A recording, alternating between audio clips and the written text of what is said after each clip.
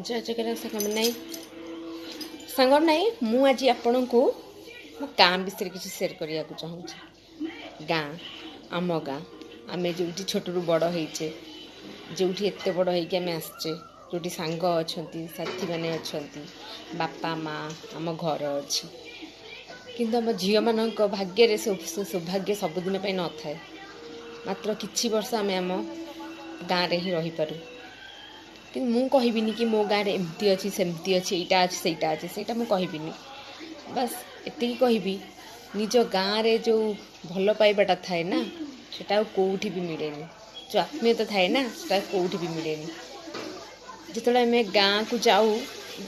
बाहर सारा पर कहूँ जे देखिए अरे तुम आंक झील ना तुम बापा ना यहाँ ना तुम घरटा सेटा ना तुम आंक भौणी ना आउ तो मार्केट जाए से सांगसाथी मैंने जे भी देखा हुंती से आम ना धरिकी डाकती खास कर आम झील मान कथा कहे किंतु आम जो बाहर आम शाशुघर को जाऊ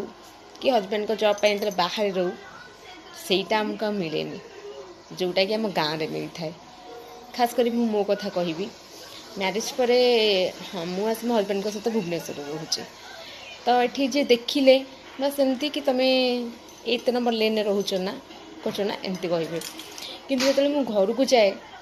माने मो गाँ को जाए तो जे देखिए अरे कौदिन आसिलु कौन कलु तुम झील ना मार्केट जो जाए सांग मैंने जो स्कूल सांग मैंने कॉलेज सांग मैंने देखा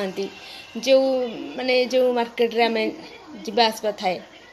तो जी देखते अरे केत आसलु कौन आसलु कौन कलु हाँ समस्ते से पचारती तो मो झील भी देखी खुशी हुए कि मामा तुम ये समस्ते चिन्हिंट मुझे कि हाँ यहाँ आम घर तो निहती भाव मत चिन्हे तो सत कथा